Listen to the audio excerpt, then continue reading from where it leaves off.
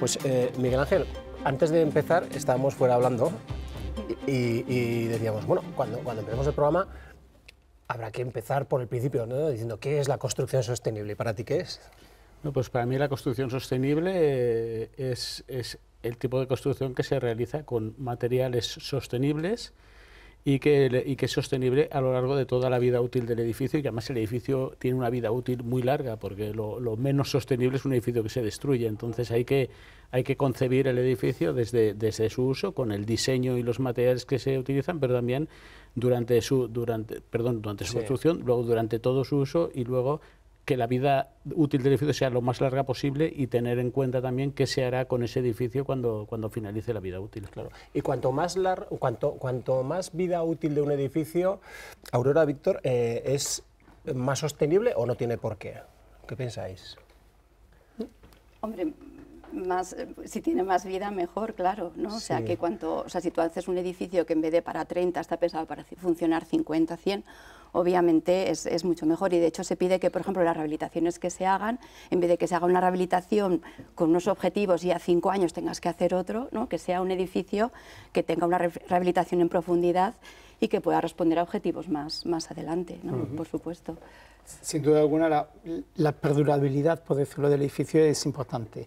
Pero claro, puede perdurar mucho un edificio que contamine muchísimo, por decirlo. Entonces, hay muchísimos otros factores que hay que tener en cuenta para conseguir, efectivamente, que eso pueda ser sostenible en todas sus dimensiones, no solo en la dimensión. Cuando hablamos de construcción nos fijamos en el edificio, pero quizás no tanto en el proceso, pero sí. Y decíamos antes también, por ejemplo, esa palabra, la sostenibilidad, que está muy bien, ¿no? Que últimamente se pone encima de todo, no solamente de la construcción, pero realmente hoy por hoy ¿se construye de manera sostenible o queda todavía mucho tiempo? ¿Cuál es vuestra opinión?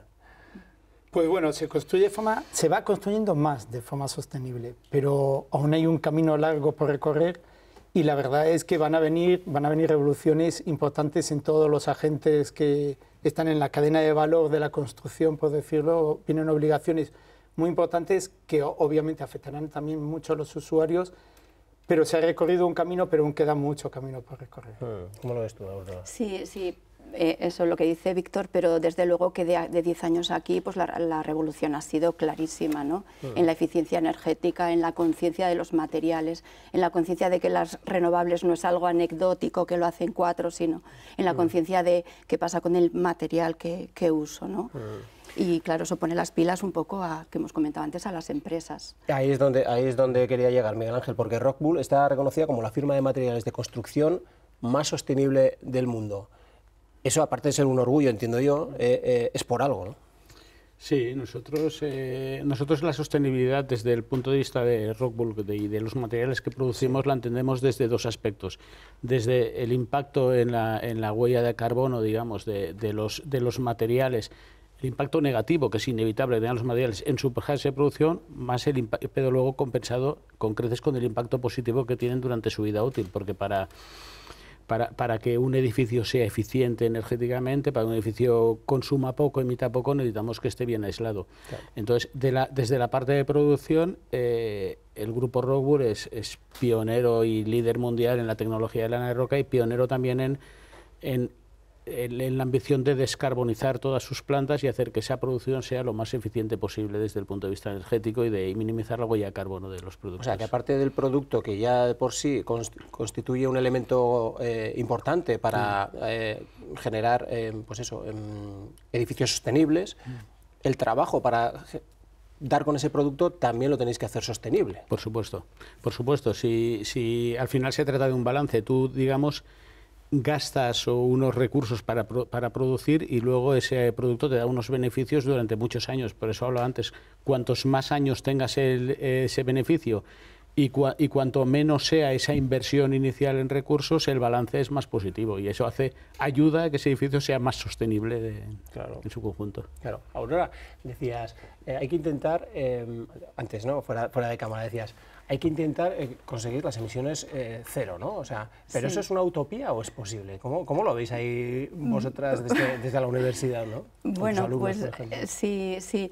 O sea, en estos momentos la normativa lo que nos pide es que sea casi cero de consumo casi nulo. Sí. Pero lo que nos van a pedir la directiva europea y la transposición del código técnico, que será para el año que viene, ¿no?, o el siguiente, es que para 2030 sean de emisiones, de cero emisiones. O sea, no es algo que creamos que va a pasar o no va a pasar, es que va a ser obligatorio, ¿no? Con unos procesos, etcétera, pero va a ser obligatorio. Entonces, claro, ¿qué creemos? Pues que es un camino, un proceso, pero que por supuesto que va a pasar, porque todos estamos muy de acuerdo en todos los beneficios ambientales, para la salud, para el cambio climático, ¿no?, todos los beneficios que conlleva este esfuerzo de todos, este cambio de paradigma, ¿no? El otro día estuvimos en la Facultad de Arquitectura, que conoces perfectamente, Aurora, sí, y estuvimos hablando con las jóvenes generaciones, ¿no?, las que están llamadas a suceder las vuestras, ¿no? Y les preguntamos sobre este concepto, les preguntamos sobre qué es la construcción sostenible. Vamos a ver, porque de lo que nos digan también probablemente haya una orientación al futuro, ¿no?, de lo que nos espera. Vamos a ver qué nos dijeron algunos de ellos. Venga. La primera pregunta es un poco más a nivel conceptual o a nivel genérico. Si te digo construcción sostenible, ¿tú en qué pensarías? ¿Por dónde crees que pasa o qué se te viene a la cabeza? Vale, bueno, yo creo que una construcción sostenible lo que busca es reducir las emisiones, sobre todo de contaminación, ya sea tanto en la obra como en el transporte de materiales o en el tipo de construcción, pues buscar siempre métodos que intenten bajar las emisiones. También imagino que en relación con las instalaciones también buscar que sean las más sostenibles, incluso permitir ventilaciones naturales o elementos que permitan reducir todos los gastos tanto de electricidad como de emisiones.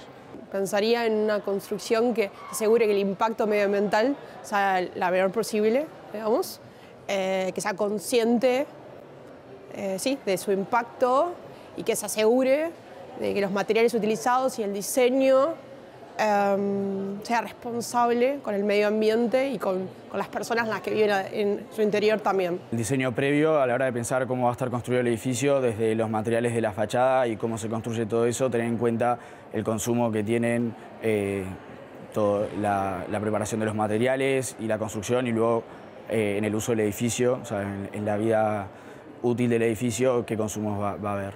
Arquitectura industrializada, tal vez, en métodos rápidos en la construcción, económicos, tal vez no in situ, sino hechos en fábrica y puestos en obra de forma rápida. Pensando en construcción sostenible, yo creo que es casi que un movimiento hoy en día que está muy en boga, pero a mí se me ocurre sobre todo cuestiones que duran en el tiempo y que no necesitan de sobrecostes. No sé, pensar en estructuras que duran siglos, casi como, sé que va un poco en contra de lo que se opina, pero como, no sé, tener muros de hormigón o lo que sea, pues que eso al final no se va a caer. Entonces es algo que perdura en el tiempo para mí.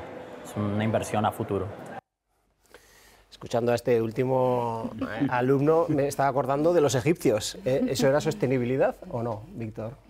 Hombre, sí, era sostenibilidad totalmente, sin ningún lugar a ¿no? dudas, vaya, por muchísimos motivos, porque también la estación era muy natural, aunque había un transporte, pero ese transporte era muy poco contaminante, lo hacían a través del río, es decir, había muchos motivos por los cuales eran sostenibles. Es verdad que antiguamente había un concepto de sostenibilidad mucho más auténtico. Con la revolución industrial y fuimos cambiando de hábitos y eso nos ha ido provocando una artificialización, por decirlo, de todos los medios y canales, que nos ha llevado a que ahora tenemos que volver también un poco al origen, ¿no? O sea, eso es necesario. A eso. Sí. Madre mía, ¿cómo has visto a tus alumnos, Aurora? Ay, pues muy bien, muy...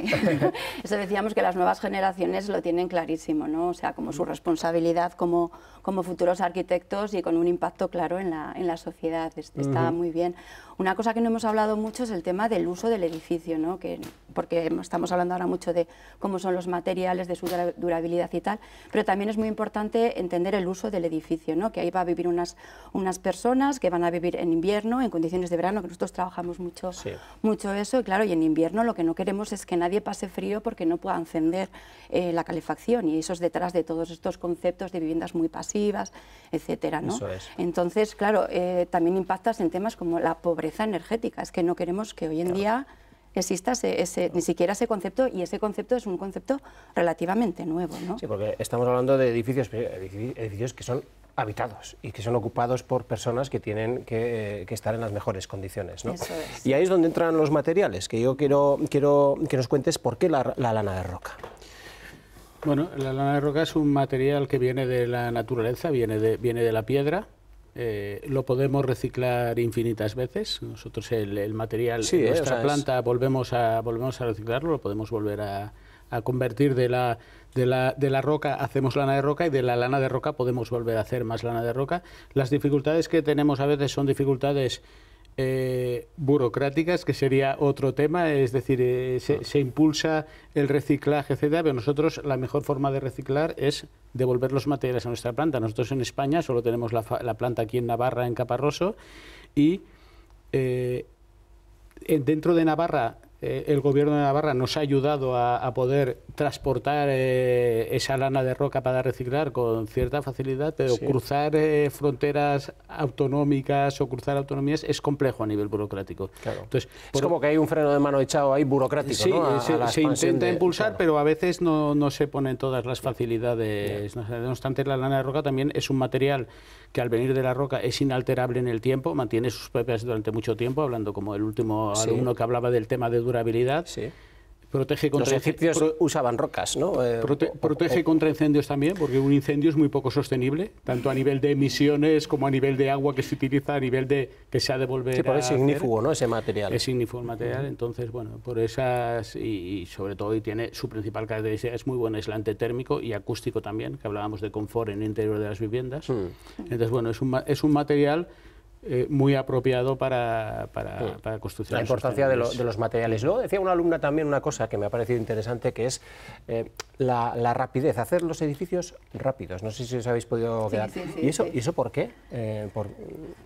Bueno, por la falta de mano de obra, ¿no? O sea, cuanto más rápido, quizás menos emisiones o no tiene por qué. No tiene por qué, pero sí que es verdad que la rapidez lo que genera es anticipa el uso, ¿no? Por decirlo de alguna forma. Ya sea si hay un uso en explotación, obviamente, cuanto más acortes ese tiempo es mejor.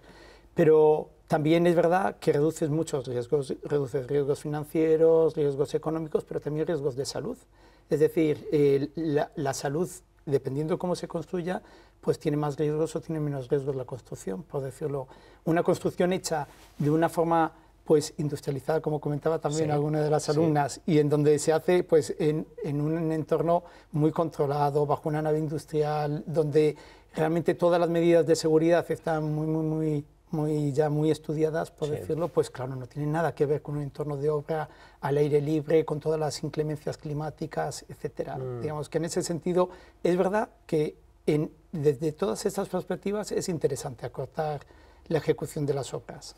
Y luego todo está orientado al impacto ambiental, ¿no? De ahí un poco la sostenibilidad, ¿no? La propia palabra. Por ejemplo, Miguel Ángel, a la hora de generar lana de roca, ¿el impacto ambiental cuál es? El impacto ambiental existe en cualquier proceso industrial, porque además es un proceso industrial tradicional en lo cual necesitamos el uso de alta temperatura. Y nosotros desde siempre, nosotros en la fábrica de Caparroso cumplirá este año 25 años. 25 años ya, sí, pero, o sea, esas son bodas de plata, ¿son? Exacto, sí. Bueno, pero desde que la construimos estamos invirtiendo constantemente en mejorar la parte de sostenibilidad de la fábrica, y la inversión más importante desde que se construyó la fábrica la tenemos prevista para un futuro cercano, que es el cambiar la tecnología de fusión a una tecnología basada en la electricidad y en electricidad renovable. Con eso reduciremos la huella de carbono de los productos. La huella de carbono, Aurora, en eso insistís muchísimo, ¿no? ante vuestros alumnos y ante los proyectos que lleváis a cabo, ¿no? Y habéis hecho, incluso estáis metidos en proyectos a nivel urbanístico, para reducirla, ¿no? Porque ahí también hay sostenibilidad. Claro. Sí, no, lo de la huella de carbono es de los materiales, ¿no? Tú puedes ir estudiando y eso es lo que va a entrar ahora en vigor, ¿no? Que Víctor te contará mejor, de los materiales, ¿no? Sí. Que va a entrar y van a ser necesarios unos DAP, etcétera. Sí. No, sí que los alumnos tienen que ser conscientes de que cada material tiene su huella de carbono y entonces hay algunos materiales, pues como puede ser la madera o como puede ser pues la lana de roca, que tiene un impacto diferente. Y entonces va a ser, si tú quieres tener una determinada huella ambiental, pues vas a tener que construir de una determinada manera, ¿no? Yo me refería sobre todo al proyecto Clima Ready, vale. que apostáis por una arquitectura descarbonizada. Sí, ¿no? Y adaptada, sí. Este es un proyecto, le llamamos Clima Ready más TPV, que es anterior a otro que se llamaba Clima Ready, y es de adaptación al cambio climático. Entonces ahí lo que hemos estudiado es el tema del sobrecalentamiento y el impacto de las olas de calor, en las temperaturas sobre todo. Entonces hemos hecho un estudio en residencial, en Pamplona, hemos mapeado en GIS, hemos visto todas las tipologías y entonces ahora en este nuevo proyecto lo que queremos es bajar un poco la escala microclimática y decir, vale, ¿qué pasa? Porque no es lo mismo que yo esté delante de un parking a que delante tenga un jardín, ¿no? Claro. Entonces hay programas donde puedes estudiar pues cómo es ese archivo, cómo es el clima con esas condiciones y yo puedo decir, mira, es que si en vez del parking voy a poner un jardín, pues no es que sea, ¿no?, que hablábamos antes, más bonito para las personas y más agradable para la vida, sino que es que yo puedo decir que va a bajar 5 grados la temperatura o 3 grados en un día normal de verano y si viene una ola de calor como la que vino en el año 22, por ejemplo, que estudiábamos en el estudio, que hubo 42 días en Pamplona de ola de calor, pues yo sé que igual ahí tengo unas diferencias de 7, 8 grados, ¿no? Eso tienes que ver en cada estudio. Víctor, tú estás en el grupo de construcción sostenible del Consejo Superior de Colegios de Arquitectura de España. Sí. O sea, ya tenéis grupo propio. La sostenibilidad ya tiene dentro de ese consejo de arquitectura a un nivel ya importante como es el de España, ya tiene un grupo propio en el que estáis trabajando. No solo tiene un grupo, tiene varios subgrupos. Sí, es decir, que cada subgrupo se va especializando porque ya empieza a ser una materia larga, por decirlo, es decir, que ya no es de un matiz ni de dos, sino que es realmente de un montón de especializaciones. Entonces, en ese sentido, sí, o sea, es un tema ya que, pero es un tema que se trabaja no solo a nivel nacional y también a nivel autonómico, sino también está totalmente estudiado a nivel europeo, en donde también estamos en relación pues, con la Unión de Arquitectos también de Colegios de España europeos y estamos trabajando un poco en vínculo, por decirlo, para intentar pues aunar y apoyar en la medida de lo posible todo este desarrollo futuro que se está produciendo. Y Miguel Ángel, volviendo un poco al ámbito en el que te manejas, claro, estamos hablando de construcciones quizás nuevas, de un concepto de construcción sostenible, pero no solamente vosotros aplicáis vuestro producto a ese tipo de construcción, ¿no? Vais más allá, o sea, en la rehabilitación, Cuéntanos. Sí, nosotros aplicamos nuestro producto en cualquier tipo de proyectos. En concreto, la rehabilitación es una de las grandes asignaturas pendientes en cuanto a sostenibilidad, sí, porque tenemos un parque edificado muy antiguo. Ahora estamos en Navarra, que es pionera a nivel nacional en rehabilitación y es el referente. Cuando en el resto de España se habla de rehabilitación, se mira hacia Navarra como modelo, pero aún así estoy convencido de que en Navarra hay todavía mucho por hacer y en el resto de España todavía mucho más. Entonces es muy importante. Hay que tener en cuenta que muchos edificios, durante la vida de una persona, una rehabilitación profunda, si la hacen solo una vez. Entonces es muy importante hacerla bien hecha. Claro. Porque hablabas antes, por ejemplo, que Aurora hablaba de temas de pobreza energética y has hablado del tema de se puede conseguir un objetivo de cero emisiones, no le pones calefacción, a lo mejor ya lo tienes, pero la gente no viviría bien dentro. Nosotros que hacemos a veces mediciones de eficiencia energética, de cómo cambia el consumo energético de un edificio antes y después de una rehabilitación, hay veces que dices es que casi no cambia nada, pero es en los casos donde hay más vulnerabilidad, más pobreza energética, porque antes no ponían la calefacción y lo que cambia es que ahora ya no tienen frío. Pero las personas con escasos recursos, si no ponían la calefacción no puedes detectar un ahorro, porque ya no había un gasto, pero lo que había es una falta de confort y eso tampoco es sostenible vivir pasando frío en invierno o calor en verano. De ninguna de las maneras. Nosotros hemos hecho muchos estudios, muchos de ellos con la Subinsa, precisamente ahí, ¿no? Que mides los consumos energéticos, pero también monitorizando temperaturas y también temas de calidad del aire. Y decíamos, vale, es que es muy sostenible, no ponen la calefacción ya, pero es que están a 12 grados y viven una señora mayor que vive sola, que tiene... frío. Ay, perdona, sí, ¿sabes? O sea, que una persona con 80 años que vive sola, tal... y encima está a 12 grados, pasando muchísimo frío en invierno, ¿no? Claro, y con un parque de, como decía Miguel Ángel, con un parque de viviendas envejecido o mal construido desde un punto de vista sostenible, ¿no? Queda un trabajo, entiendo yo, por hacer inmenso, ¿no? Inmenso. Sí, la verdad es que, y también lo comentábamos un poco fuera, la clave está en iniciar todo el proceso de rehabilitación o de obra nueva, por decirlo. Perdona, Víctor, y luego lo que decía, perdona que te interrumpa, lo que estaba diciendo Miguel Ángel me parecía interesante, claro, si vas a rehabilitar, hazlo bien, además, porque igual lo haces una vez en tu vida, que es un dinero importante, luego llegan las derramas de las comunidades, etcétera, pero hay que hacerlo bien. Sí, sí, ahí la clave nosotros lo tenemos muy claro, es empezar todo bien desde el principio, y desde el principio es desde el proyecto arquitectónico, la labor del arquitecto, la labor también del diagnóstico, por ejemplo, en obra, en lo que viene siendo ya en obra existente, en edificios existentes, como estamos comentando ahora, de situaciones en donde hay una vulnerabilidad y además hay un disconfort, pues realmente hay que hacer un buen diagnóstico del edificio. Claro. Por eso también se han ideado ya herramientas como el libro del edificio existente, que te permite una evaluación muy exhaustiva del edificio para poder hacer un buen proyecto de rehabilitación. Ese proyecto de rehabilitación, como bien dice Miguel Ángel, puede ser, por decirlo, tú vas a actuar ahora y no quieres volver a actuar ya más. Es decir, que lo que vayas haciendo lo vayas haciendo bien. Y ahí sí que es importante, en ese elemento del libro del edificio existente, hay un plan de actuación. Ese plan de actuación es como un plan directo para la comunidad de vecinos, por decirlo, en donde tú dices, bueno, pues si vamos a incorporar ahora pues un buen aislamiento del edificio, unas medidas pasivas, ¿no?, que sean positivas, no cuando vayamos alcanzando los hitos que nos va a ir obligando la legislación de cara al 2030, 2040, 2050, no vayamos a deshacer para volver otra vez a hacer otra cosa nueva. Exacto. Es decir, la gente lo que quiere es, si invierto una vez y que esa vez ya valga para siempre. Y ahí es clave toda la estrategia de diseño, toda la estrategia de trabajo de origen.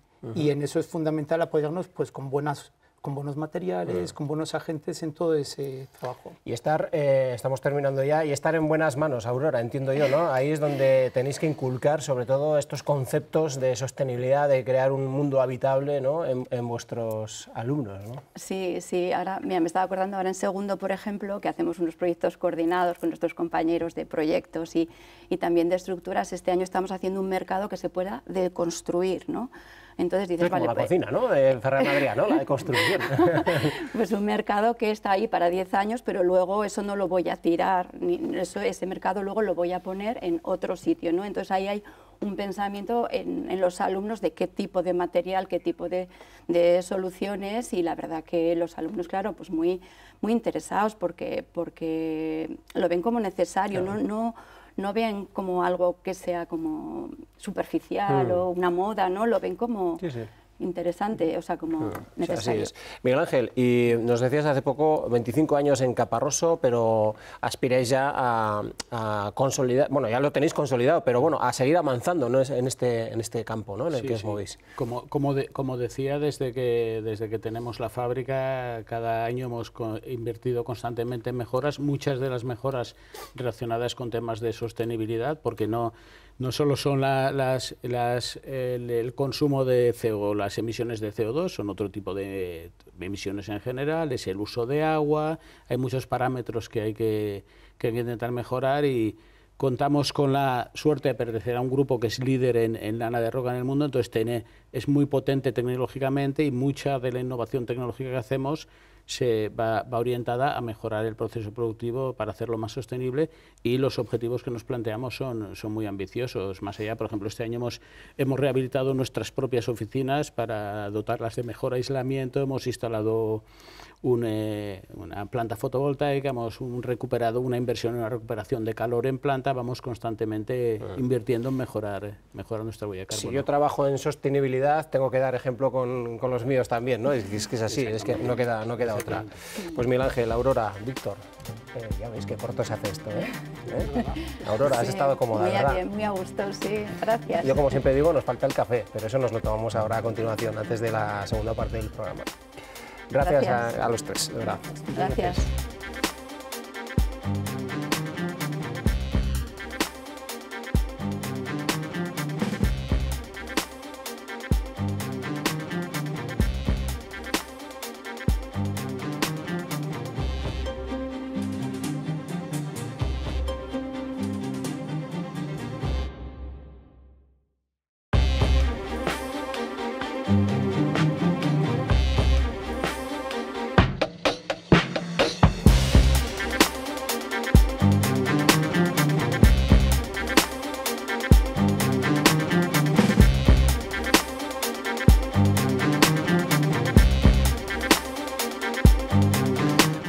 pues me vais a permitir, Arturo, Héctor y Miguel, me vais a permitir que empiece esta segunda parte del programa como he comenzado la primera, es decir, poniendo un poco sobre la mesa, o poniendo el foco en qué es para vosotros la construcción sostenible. ¿Qué entendéis por la construcción sostenible? Cuando hablamos de...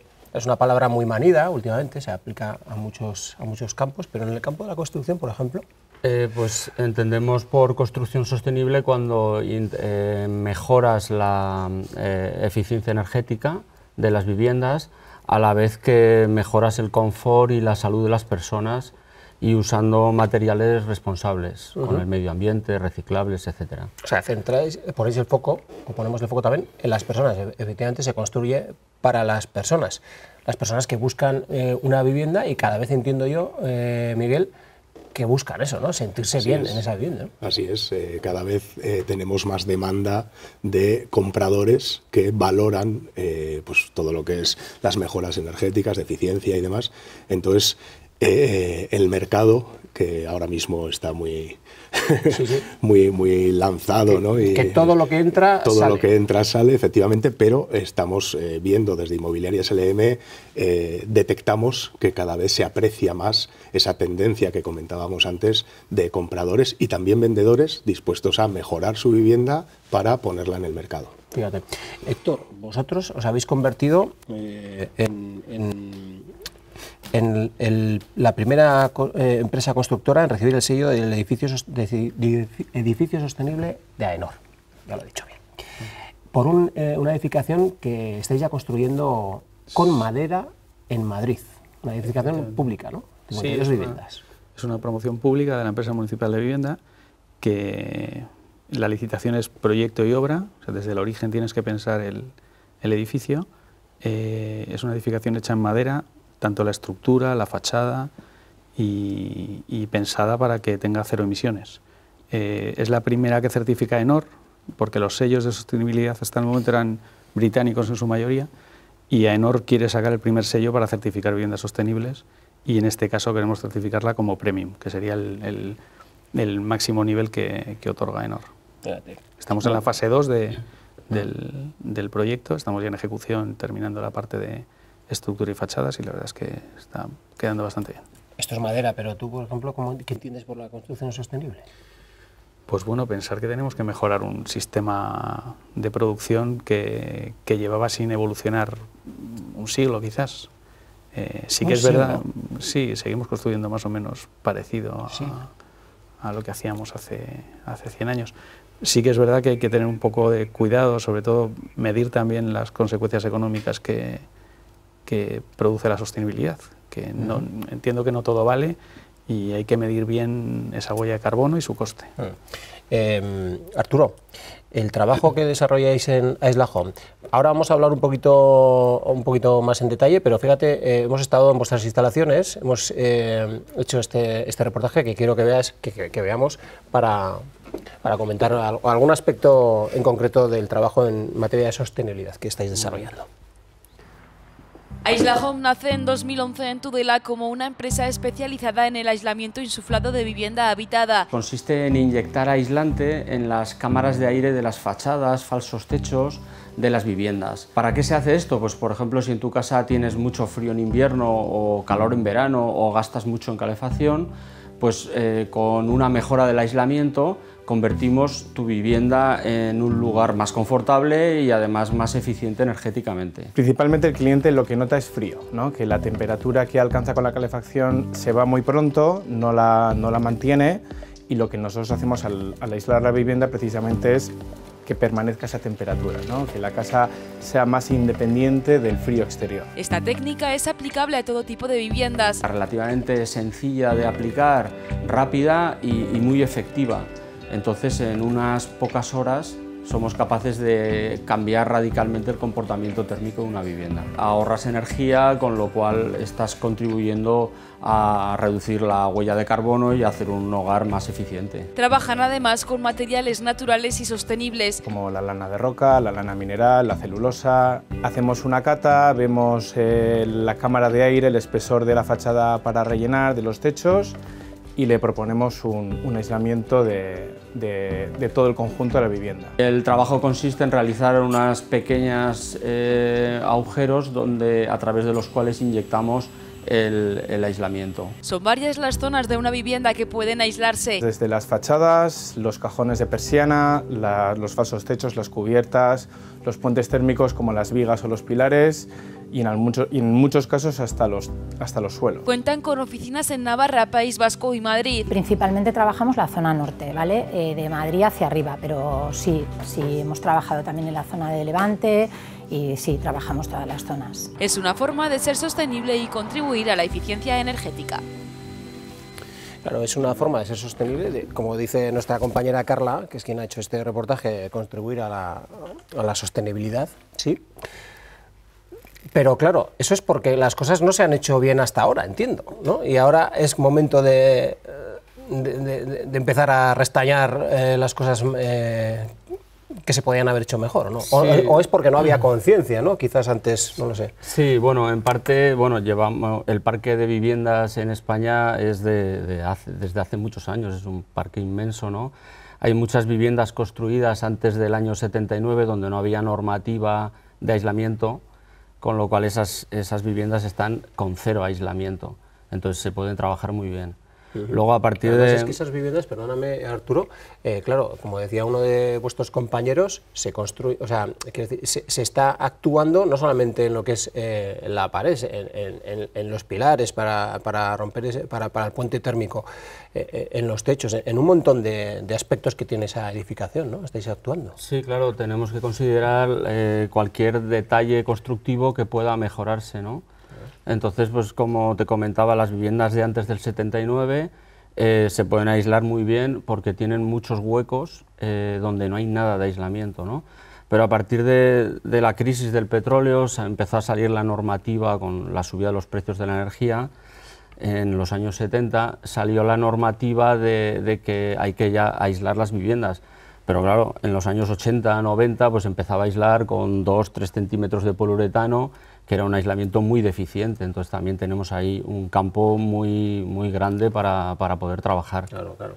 Y Miguel, quien quiere adquirir una vivienda de segunda, tercera mano, bueno, una vivienda ya usada, centra mucho el foco también en este tipo de criterios de sostenibilidad, busca confort, busca que haya un buen aislamiento. Te dices, no vaya a ser que encima, además de la inversión que ya supone una vivienda, luego además tenga que estar yo invirtiendo. A ver, yo creo que tenemos ahora mismo esa conciencia ecológica, ese centrar el foco en esta parte, ¿no? de mejoras eficientes, energéticas, y también antes, como comentaba Arturo un poco, creo que las decisiones se toman también desde el punto de vista económico. Entonces, el cliente que compra, ¿vale? El comprador hoy en día tiene el foco puesto en la ecología, pero también quiere realizar mejoras o que esas mejoras estén realizadas para que a futuro pues, le suponga menos gasto. Claro, porque es una inversión importante, pero esto es como una inversión muchas veces que a veces decimos, bueno, acabo de comprar, pero luego tengo que seguir invirtiendo, sí, pero también me puedo comprar un coche y ahí no tengo tantas dudas, ¿no? Pero bueno, cuando estamos en invertir, pero bueno, invertir en el confort de una vivienda debería estar en el gasto que una familia futuro tiene que realizar, ¿no? Sí, sobre todo por los retornos luego en los consumos energéticos, de calefactar o ¿Es caro construir de manera sostenible o no, Héctor? Es más caro actualmente que construir de manera convencional. Eso es así. Lo que pasa es que también hay que... Yo lo segmentaría en 3 partes. La primera parte, la producción de los materiales que vamos a utilizar, que sean sostenibles en su producción, que tengan... No sé, la madera, por ejemplo, que estamos consumiendo allí es una madera hecha en bosques sostenibles, que se reforestan. Y todo el proceso sostenible. Ese es el primer proceso, es el origen de los materiales. El segundo es la puesta en obra de esos materiales, cómo se construye ese edificio, que en ese momento de la construcción sea también, que es lo que certifica ENOR, en este caso también en una segunda fase, que en ese proceso de construcción tengamos también la menor huella de carbono posible. Y luego está la tercera fase, que es el uso del edificio y el consumo energético que va a provocar. Claro. O sea, en esos 3 factores son los que tienen que influir en que hagamos que esto funcione mejor. Claro. Arturo, ¿qué tipo de materiales utilizáis? Hemos visto ya algunos, ¿no? Pero bueno, ¿se opta por un material? ¿Qué criterios a la hora de utilizar un material u otro se utiliza? No sé si el económico es uno o no lo sé. Sí, bueno, trabajamos con todo el abanico de materiales del mercado, pero sí que es verdad que los más habituales son lana de roca, lana mineral o celulosa. Buscamos pues, que sea, en primer lugar, buen aislante, y que luego es muy importante que sea permeable al vapor de agua, para que el vapor de agua que se genera dentro de la vivienda pueda fluir a través de las paredes al exterior, con lo cual baja la humedad de dentro de la vivienda, y también sus propiedades ignífugas, ¿no? Protección frente al fuego. Son, digamos, las propiedades más importantes de un material aislante. Entonces siempre buscamos pues, elegir el material más adecuado para cada situación. Claro, tú haces una inversión, o cualquiera de nosotros puede hacer una inversión precisamente para aislar una vivienda que no estaba bien aislada, y eso conlleva, son como vasos comunicantes, ¿no? Conlleva que voy a poner menos la calefacción, voy a generar menos electricidad, por lo tanto, ¿no? Vas a tener un retorno futuro de la inversión inicial, y eso es lo que hay que medir también. Sí. Y de cara, en nuestro caso, por ejemplo, de cara a los clientes vendedores, nosotros somos una agencia que representa al vendedor, claro, y muchas veces el asesoramiento, en este caso, que te solicitan a nivel inmobiliario es, oye, ¿qué puedo hacer? ¿No? Vale que ahora el mercado, como hemos dicho, está al alza y tal, pero ¿qué puedo hacer para revalorizar mi vivienda? ¿No? Un poco lo que comentábamos. Ese retorno a futuro de menos gasto energético, pero también, si la voy a poner a la venta, esa vivienda va a valer más. Quiero decir, al final es un modo de inversión. Claro, ¿no? Hoy en día es necesaria la certificación energética, ¿no? Completamente, claro, sí. Y ahí es donde uno puede ver también las posibilidades que tiene esa vivienda, ¿no? Es necesario, es obligatorio el certificado energético para hacer la transacción de compra y venta, y ahí es donde vamos, se determina el carnet de identidad, ¿no? Energético de la vivienda. Y es curioso el hecho de que nos encontramos cada vez más clientes que te lo solicitan. Ya no por el hecho de que sea obligatorio, sino por curiosidad, incluso por conciencia, ¿no? Por tendencia, de decir, así como antes venían a ver una vivienda y al ver la propiedad se fijaban si las ventanas estaban cambiadas o no, o si se había pintado la propiedad, hoy entran por la puerta y te dicen, ¿el certificado energético? ¿Qué le traes? Entonces es muy curioso cómo ha cambiado esa tendencia, ¿no? Mira, hemos visto antes, en la primera parte del programa, hemos visto opiniones hemos estado en el colegio, en la Escuela de Arquitectura de la Universidad de Navarra. Y hemos preguntado a los alumnos, un poco, en la primera parte del programa les preguntábamos qué es la construcción sostenible, un poco la primera pregunta que les he hecho de manera introductoria. Pero además les hacíamos una segunda pregunta en respecto al tipo de materiales que se utilizan y cómo lo ven, ¿no? Y hay uno que nos ha llamado mucho la atención, que vamos a escucharlo, y os pediré opinión cuando lo escuchéis. Vamos a verlo. Venga. ¿Qué tipo de materiales, qué tipo de edificios, de usos, por dónde crees que pasa la construcción sostenible cuando llega del diseño a la realidad? Yo creo que materiales buscaría siempre que sea posible materiales locales para, en un primer lugar, evitar transportes, que es un tipo de contaminación, ¿no? También evitar pues, elementos que tengan como reacciones químicas, como puede ser hormigón, no sobrepasarlo, igual en la estructura sí, pero no sobrepasarlo porque tiene mucha emisión de gases, ¿no? Creo que si, o sea, todo aquel material que tenga menos proceso, que lleve menos trabajo, menos traslado, etcétera, creo que es un material, digamos, mejor, digamos, o más recomendable, o que aquel que tuvo un proceso mucho más largo. Por ejemplo, toda la construcción en quincha, se me ocurre, que es una construcción con barro y con paja, sumamente recomendable. Bueno, hay mucho de diseño, lo que decía antes también de cómo va a estar construida la fachada, una fachada ventilada o cierto tipo de fachada puede ser mucho más eficiente a nivel energético, porque, por ejemplo, dependiendo de su composición y los materiales que tiene, tal vez aproveche mejor la temperatura exterior y requiera menos calefacción, entonces todas esas cosas influyen mucho. Es un campo muy amplio, o sea, puede ser tanto para materiales como para lo que hemos dicho, ¿no? El tiempo, la mano de obra, a nivel también de energías renovables, ¿no? Pues no sé, las placas fotovoltaicas, las instalaciones, los nuevos métodos de instalación, de construcción, las máquinas. incluso el tema del urbanismo, de cómo llega todo por los suelos. Nuestro profesor de instalaciones siempre nos habla de la mejor instalación es la que no se pone. Entonces, el buen edificio debería de procurar darte el confort que necesitas sin necesidad de tecnología pues, más avanzada, ¿no? Y hasta luego, digamos, la vida, cuando se termina la obra, lo que sucede después también importa, digamos, en el uso y en quienes viven también. Si un edificio se queda vacío, si un edificio se invierte mucho dinero y luego la gente no lo utiliza, pues es poco sostenible porque has gastado un montón de dinero en algo que la gente no usa. Bueno, ahora hablamos de la quincha, ¿eh? Ahora hablamos de la quincha, Héctor, ¿qué? Dices, uff, ¿qué ocurre? La moda.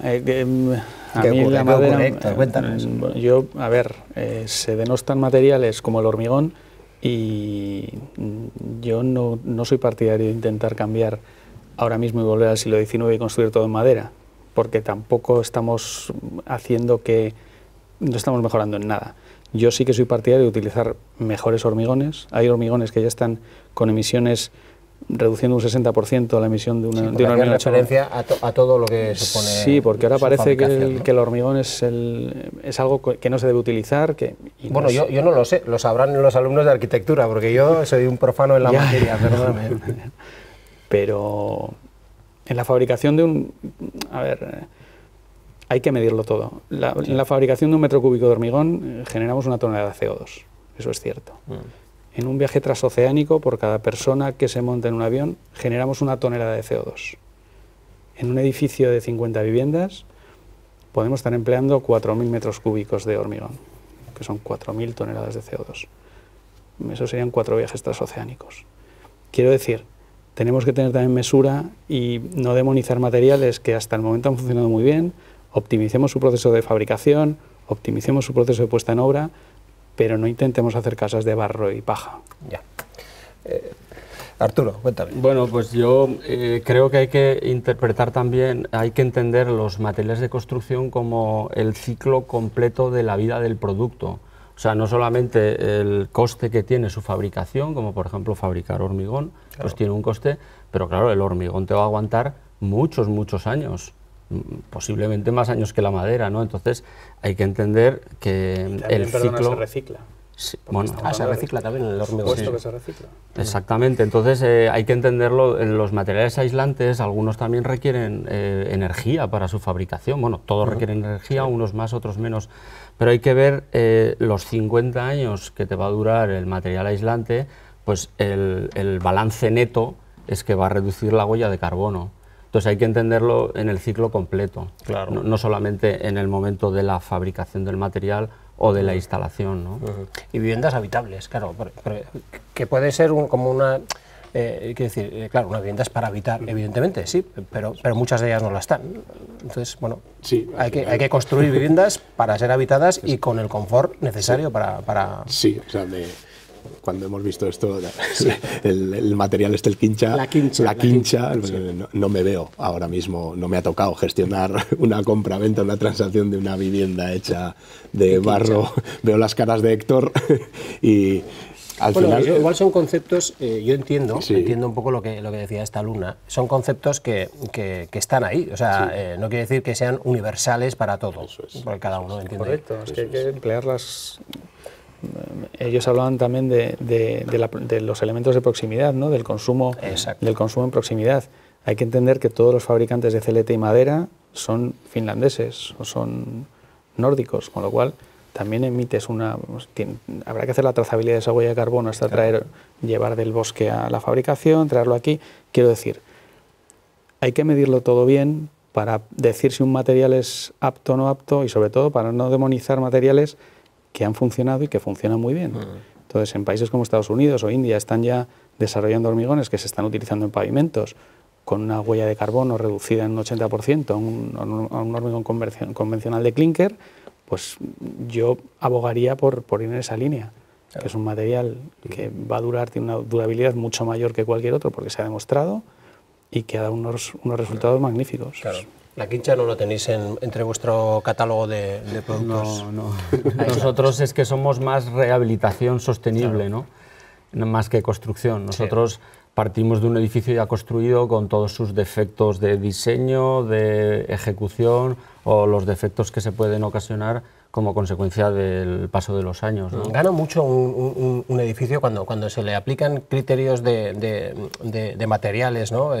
Déficit de materiales que pueda tener para hacerlo más sostenible. ¿Gana mucho realmente un edificio? Con una rehabilitación de las que hacemos nosotros, sí podemos convertir un edificio viejo y antiguo en un edificio sostenible. O sea, podemos hacer mediante aislamiento, porque a veces hay grandes espacios para meter materiales. Podemos saltar 2 letras o 3 incluso en la calificación energética. Y eso se pone en valor, ¿no? A la hora de adquirir un inmueble, ¿no? Es otra, como decíamos antes, es un poco otra manera de invertir, ¿no? Para el propietario, porque como está diciendo, si ganamos 2 letras en la calificación energética de la propiedad, nos va a permitir comercializarlo en un precio superior. Entonces, es un análisis de costos, ¿no? Del cuánto me cuesta esa rehabilitación y cuánto voy a poder mejorar el precio en el mercado. Y a la par que mejoras la calidad de vida de la gente. Que es la clave que es de el todo fundamento. Esto. Sí, exacto. Efectivamente. Claro, pero por eso comentábamos antes si es caro construir de manera sostenible. Decía Héctor que sí, que es más caro, pero claro, el desafío está en hacerlo accesible también, ¿no? Correcto. Accesible en términos económicos. Y que los retornos puedan paliar ese sobrecosto inicial.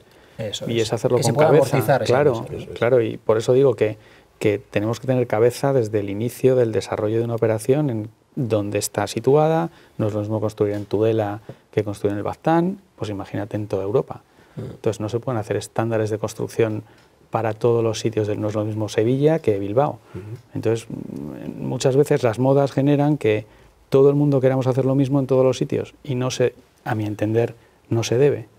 Y tienes que además, tener claro... Luego además, Héctor, perdona, estoy totalmente de acuerdo contigo, no es lo mismo la zona y tampoco es lo mismo la cultura de las ciudades. Vosotros que construís en muchos sitios no entendemos la vivienda de la misma manera. Alguien de Pamplona, que todos queremos vivir en el entorno de la Plaza del Castillo, a un Madrid, ¿no? Que al final la gente se desplaza X kilómetros, X, ¿no? Entonces ahí es donde los estándares deberían también de complementarse. Claro. Bueno, estamos terminando. ¿Hacia dónde lleva todo esta cultura de la construcción sostenible? ¿Hacia dónde creéis que nos lleva? ¿Cuál es el futuro que cabe adivinar un poco en este campo? No hemos hablado de la industrialización, que también es un factor a tener en cuenta y sobre todo porque cada vez vamos a tener menos mano de obra, cada vez es más complicado tener a gente que quiera trabajar en este sector. La industrialización es una deriva que ha empezado hace, bueno, lleva años, pero se está poniendo el foco últimamente, va a ir a más. Insisto, se tiene que pensar en qué se industrializa y para qué. Y en cuanto a materiales, pues la madera puede ser una solución en determinadas, por ejemplo, en viviendas unifamiliares, pues no me parece una mala solución. En edificaciones en altura, pues yo creo que hay que intentar generar materiales. Sí, generar materiales que, pues como os decía, os hablaba del hormigón, pero también de los ladrillos, de los vidrios, que es un elemento también altamente contaminante en su producción. Pues bueno, busquemos formas que esos materiales en su producción generen menos huella de carbono y en el resto del proceso pues lo mismo. Miguel, ¿tú crees que cada vez somos más exigentes o la gente es más exigente en cuanto a la vivienda que quiere, ya no en el lugar donde la quiere, ¿no? Pues en un barrio, en otro, lo que sea, sino en los materiales, en lo que quiere? Yo creo que sí, yo creo que nos hemos vuelto más exigentes, como dices, pensando sobre todo en ese futuro, ¿no? Tratando de adivinar, como decías, ¿cuál es el futuro? Pues yo creo que el futuro pasa por un hogar más confortable, un hogar donde me cueste menos dinero el mantenimiento a nivel energético y demás, y que a su vez pues sea más verde, ¿no? O sea, al final esa cultura, ese trasfondo está ahí. O sea, todos nos hemos convertido en más ecológicos, tenemos una conciencia ecológica, los centros de las ciudades pues se transitan menos los coches, entonces la gente también en su casa de alguna manera adopta esa tendencia o quiere adoptar esa tendencia, y desde luego creo que todo pasa por mejoras en materiales, en aislamientos, en construcción y procesos, y que el cliente, al final el cliente, tanto el vendedor como el comprador, pues tengan una vivienda que cumpla con los estándares. Que cumpla con esos requisitos, ¿no? Esos requisitos. Y ahí es donde vosotros en ese proceso, en Isla Home, en ese proceso continuo, entiendo yo, de mejora, de investigación, de todo, es donde miráis al futuro también como... Sí, Arturo. bueno, nosotros vemos el futuro como con grandes posibilidades porque hay mucha vivienda ya construida que puede mejorar mucho de una manera relativamente sencilla y económica, ¿no? Entonces, más que en nuevos materiales, nuevas técnicas de construcción y tal, estamos pensando pues, en mejorar lo que ya tenemos, porque tenemos un parque de viviendas tremendo, ¿no? Como comentaba antes, y que puede mejorar mucho. ¿Dónde operáis? Operáis en un montón de sitios. ¿Dónde estáis? Sí, trabajamos nosotros en Navarra, por supuesto, que es donde nacimos, ¿no? Sí. Pero en provincias colindantes, en País Vasco, en Madrid y también toda la zona de Madrid. Estamos trabajando y muy bien. Que ahí hay un mercado importante, quiero decir. Sí, sí, hay buena demanda y sobre todo pues una alta satisfacción de clientes. Y bueno, tenemos un buen futuro, creemos. Pues con eso nos quedamos, con ese buen futuro para los tres campos que representáis, desde la construcción hasta la venta, así como el de los materiales. Gracias por habernos ayudado a entender un poquito este mundo también, que es el que tenemos que hacerlo para todos, que tenemos que ser sostenibles, sí, pero que a veces es complicado de entender. Gracias. Vale, gracias a vosotros.